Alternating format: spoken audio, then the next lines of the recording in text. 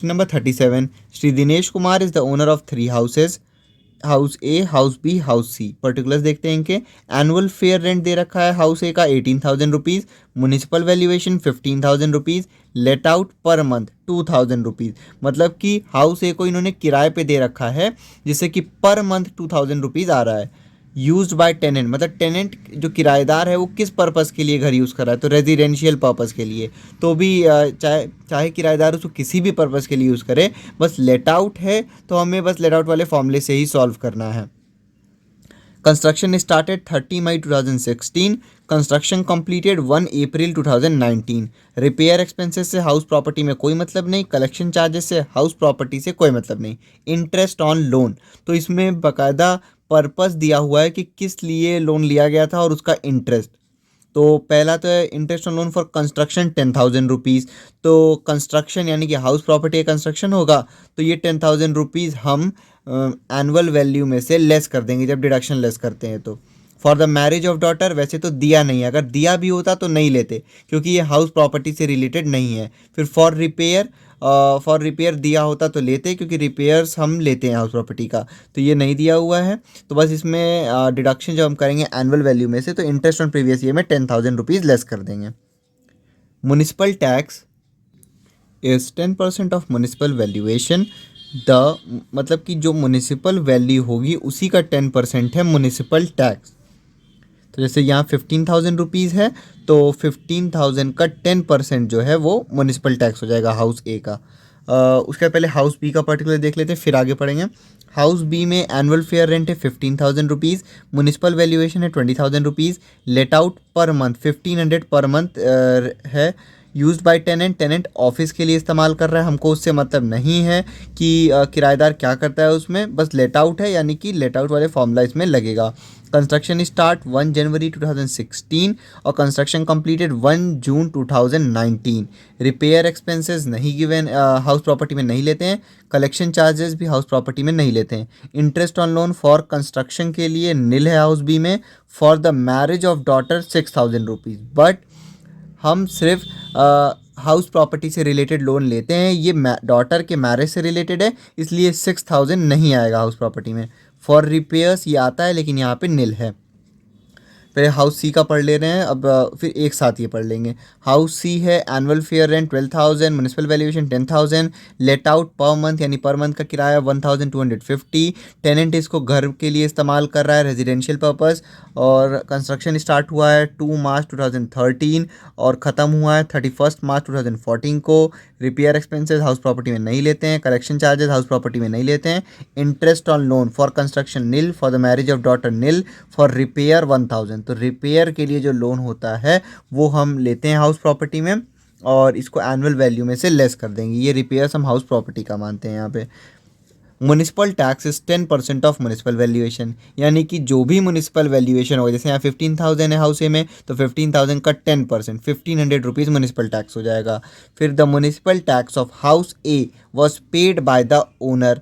तो हाउस ए का जो म्यूनिसिपल टैक्स है वो ओनर ने पे किया है, इसलिए ये तो 1,500 मतलब कि 15,000 का 10% यानी कि 1,500 रुपीज़ आना है हाउस ए का, जब हम house income from house property calculate करेंगे तब। But municipal tax of house B was not paid up to 31st March 2022। Municipal tax जो है 31 मार्च 2022 तक पेड नहीं है। और हमने पढ़ा है जो फॉर्मूला हम लिखते हैं ग्रॉस एनुअल वैल्यू में से ले सकते हैं municipal tax paid by the owner, यहाँ साफ साफ लिखा है कि नॉट पेड, मतलब जो हमारा प्रीवियस ईयर था उसमें ये नहीं पे हुआ है और नहीं पे रहता है तो हम नहीं लेते हैं, यानी कि हाउस बी में म्यूनिसिपल टैक्स हम नील लेंगे क्योंकि पेमेंट नहीं हुआ है। The municipal tax of house C was paid by the tenant. तो हाउस सी में पेड तो हुआ है लेकिन टेनेंट ने पे किया है और हम फॉर्मूला में लिखते हैं municipal tax paid by the owner. तो टेनेंट पे कर रहा है तो हमको उससे मतलब नहीं है, हम हाउस सी में भी म्यूनिसिपल टैक्स नील लेंगे। The third house remained vacant for 4 month. जो तीसरा हाउस है वो 4 मंथ के लिए वैकेंट रहा, इसलिए पहले इसमें रेंट ले लेंगे हम पूरे साल का और वैकेंसी में 4 महीने की रेंट लेस कर देंगे। लेकिन ये केवल थर्ड हाउस के पर्सपेक्टिव में, यानी कि हाउस सी, हाउस ए और हाउस बी में कोई वैकेंसी नहीं है। Compute income from house property for the assessment year 2022-23। Solution देखते हैं 37 का। सबसे पहले हाउस ए का हम सॉल्व करेंगे। हाउस ए है लेट आउट पे, let out for residential purpose. सबसे पहले हम फॉर्मेट बना लेंगे इसका, computation of income from house property. फिर जो भी असेसमेंट ईयर चल रहा होगा वो लिख देंगे, फॉर द असेसमेंट ईयर 2022-2023। इसमें स्टैंडर्ड रेंट नहीं दे रखा इसलिए नॉट कवर्ड वाले फॉर्मूले से सॉल्व होगा। तो इसमें म्युनिसिपल वैल्यू, फिर एक्चुअल रेंट और फिर फेयर रेंट। तो म्युनिसिपल वैल्यू है 15,000 रुपीज़, अभी हम हाउस ए का कर रहे हैं, 15,000 रुपीज़।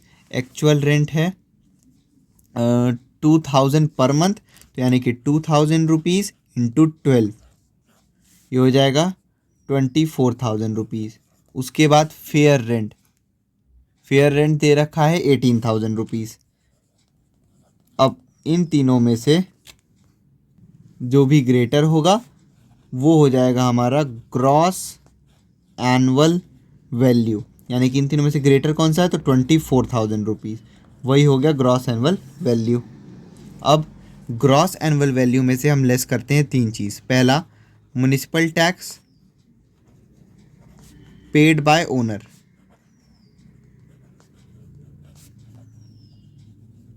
तो म्युनिसिपल टैक्स बोला गया है 10% ऑफ म्युनिसिपल वैल्यूएशन, और म्युनिसिपल टैक्स जो है हाउस ए का वो ओनर ने ही पे किया, तो ये तो हम लेंगे। और 10% ऑफ म्युनिसिपल वैल्यूएशन, यानी कि हाउस ए का जो म्युनिसिपल वैल्यू है उसका 10%, तो ये हो जाएगा 10% ऑफ म्युनिसिपल वैल्यूएशन है हाउस ए का 15,000 रुपीज़, तो 15,000 का 10% ये हो जाएगा 1,500 रुपीज़।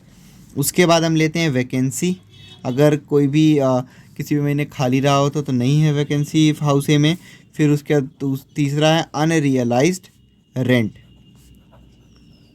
इसके बारे में भी कोई इन्फॉर्मेशन नहीं है, इसलिए 1,500 रुपीज़ सीधे आउटर कॉलम में लिख देंगे और 24,000 में से लेस कर लेंगे, ये आ जाएगा 22,500 रुपीज़। ये क्या है, ये है एनुअल वैल्यू। एनुअल वैल्यू में से हम लेस करेंगे डिडक्शंस अंडर सेक्शन 24। पहला डिडक्शन है 30% ऑफ एनुअल वैल्यू, तो हो जाएगा 30% ऑफ 22,500, 22,500 का 30%, ये हो जाएगा 6,750। फिर लेते हैं हम इंटरेस्ट ऑन प्रीवियस ईयर, तो यहाँ इंटरेस्ट ऑन दे रखा है interest on loan for construction, और कंस्ट्रक्शन के लिए दिया होता है तो हम लेते हैं, यानी कि ये है 10,000 रुपीज़। उसके बाद interest on construction, interest on construction nil होगा क्योंकि कोई भी इंफॉर्मेशन नहीं दे रखा है कि लोन कितने का था या रेट ऑफ इंटरेस्ट कितने का था, ये सब इंफॉर्मेशन नहीं दे रखा। बस इसमें ये बताया गया कि कंस्ट्रक्शन कब स्टार्ट हुआ और कब कंप्लीट हुआ, तो इसलिए इंटरेस्ट ऑन कंस्ट्रक्शन निल हो जाएगा। और जो क्वेश्चन में लिखा है हाउस ए के लिए interest on loan for construction, तो वो कंफ्यूज नहीं होना है, वो इंटरेस्ट ऑन लोन की बात कर रहा है, ना कि interest on construction. Interest on construction तो हम अलग से कैलकुलेट करते हैं जो जब सारी इंफॉर्मेशन दे रखी होती है, तो फिर उसके इन दोनों को ऐड करके हम आउटर कॉलम में लिख देंगे, ये हो जाएगा 16,750, और इसको हम लेस कर लेंगे एनुअल वैल्यू में से, ये आ जाएगा 5,750 इनकम फ्रॉम हाउस प्रॉपर्टी। ये हाउस ए का आ गया। अब हम हाउस बी का कैलकुलेशन करेंगे। हाउस बी है लेट आउट के लिए, फॉर्मेट बना लेंगे पहले इसका, computation of income from house property. For the assessment year 2022-2023। इसमें भी स्टैंडर्ड रेंट नहीं दे रखा है, इसलिए नॉट कवर्ड वाला फॉर्मूला लगेगा। तो म्युनिसिपल वैल्यू, एक्चुअल रेंट और फिर फेयर रेंट। म्युनिसिपल वैल्यू दी गई है हाउस बी की 20,000 रुपीज़। एक्चुअल रेंट बोला क्या है 1500 पर मंथ, तो 1500 इंटू 12, 1500 इंटू 12, यह आ गया 18,000 रुपीज़। उसके बाद फेयर रेंट, फेयर रेंट दे रखा है एनुअल 15,000 रुपीज़ हाउस बी का। अब इन तीनों में से जो ग्रेटर है वो हो जाएगा हमारा ग्रॉस एनुअल वैल्यू। तो इन तीनों में से ग्रेटर है 20,000 रुपीज़। अब हम ग्रॉस एनुअल वैल्यू में से लेस करते हैं तीन चीज़। पहला, municipal tax paid by owner.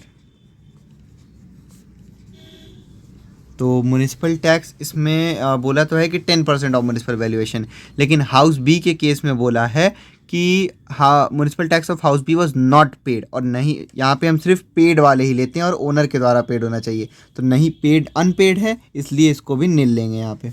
उसके बाद वैकेंसी, तो हाउस बी में क्या कोई वैकेंसी थी? तो हाँ क्वेश्चन में गिवन नहीं, हाउस थर्ड वैकेंट है, तो हाउस बी में वैकेंसी नील। फिर उसके बाद अनरियलाइज्ड रेंट, इसके बारे में भी कोई इंफॉर्मेशन नहीं है, ये भी नील हो जाएगा। ग्रॉस एनुअल वैल्यू में से लेस कर देंगे तो ये आ गया एनुअल वैल्यू 20,000 रुपीज़। अब एनुअल वैल्यू में से हम लेस करते हैं डिडक्शंस अंडर सेक्शन 24। पहला डिडक्शन है 30% ऑफ एनुअल वैल्यू, तो ये हो जाएगा 30% ऑफ 20,000 रुपीज़। 20,000 का 30% ये हो जाएगा 6,000 रुपीज़। उसके बाद इंटरेस्ट ऑन प्रीवियस ईयर, तो क्वेश्चन में गिवन है interest on loan for construction nil है, for the marriage of daughter B में दे रखा है 6,000 रुपीज़, और वो हाउस से रिलेटेड तो है नहीं, इसलिए नील। इंटरेस्ट ऑन कंस्ट्रक्शन, कंस्ट्रक्शन कब स्टार्ट हुआ था कब ख़त्म हुआ ये तो पता है, लेकिन लोन कितने का था, रेट ऑफ इंटरेस्ट क्या था, ये सब नहीं पता, इसलिए इंटरेस्ट ऑफ कंस्ट्रक्शन नील। अब ये 6,000 रुपीज़ हम सीधे आउटर कॉलम में लिखेंगे और इसको लेस करेंगे एनुअल वैल्यू यानी कि 20,000 से, तो ये आ जाएगा 14,000 रुपीज़। ये हो गया इनकम फ्रॉम हाउस प्रॉपर्टी।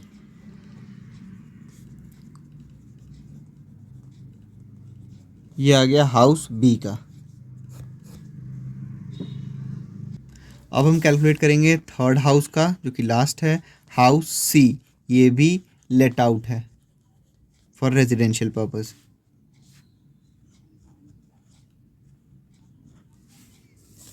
सबसे पहले फॉर्मेट बनाएंगे, computation of income from house property for the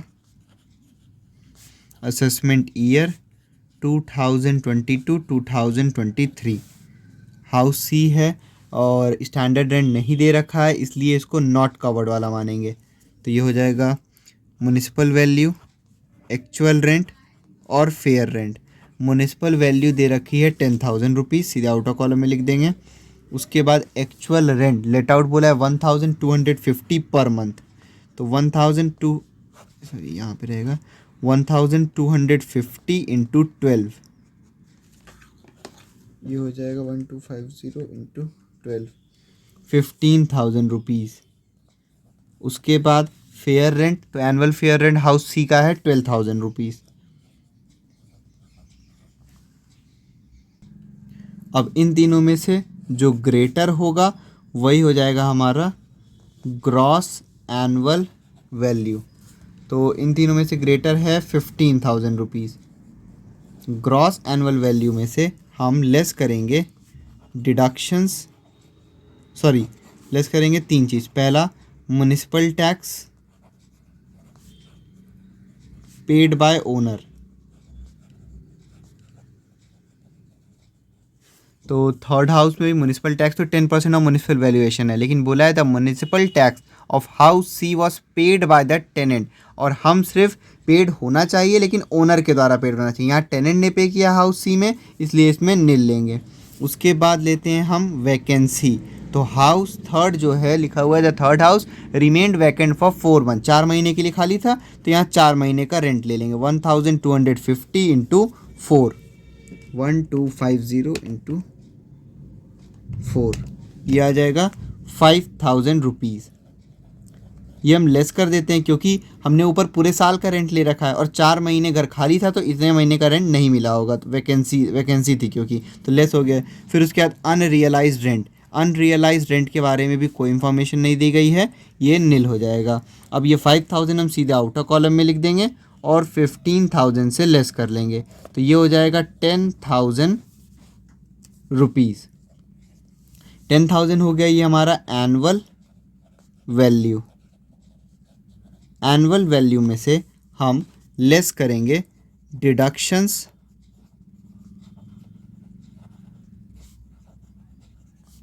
under section 24। पहला डिडक्शन है 30% ऑफ एनुअल वैल्यू, तो ये हो जाएगा 30% ऑफ 10,000, 10,000 का 30% आ जाएगा 3,000 रुपीज़। उसके बाद इंटरेस्ट ऑन प्रीवियस ईयर, तो क्वेश्चन में for the construction nil, for the marriage of daughter लेते ही नहीं है, फॉर रिपेयर 1000 रुपीज़, तो ये हाउस का रिपेयर मानेंगे और यहाँ हम 1000 रुपीज़ ले लेंगे। फिर उसके बाद इंटरेस्ट ऑन कंस्ट्रक्शन, तो कंस्ट्रक्शन कब लिया गया है, कब कंप्लीट हुआ ये पता है, लेकिन लोन कितने का है, रेट ऑफ इंटरेस्ट कितना है ये नहीं पता है। पूरी इंफॉर्मेशन पता होनी चाहिए इंटरेस्ट ऑन कंस्ट्रक्शन कैलकुलेट करने के लिए, तो ये नील हो जाएगा। इन दोनों को ऐड करके आउटर कॉलम में लिख लेंगे, तो ये आ जाएगा 4,000 रुपीज़। 4,000 को लेस कर लेंगे 10,000 में से, तो ये हो जाएगा हमारा 6,000 रुपीज़। ये हो गया इनकम फ्रॉम हाउस प्रॉपर्टी, ये हाउस सी से आ गया। अब हम house A plus house B plus house C का इनकम ऐड कर देंगे, और तो इससे आ जाएगा total income from house property. अब हम लिखेंगे टोटल इनकम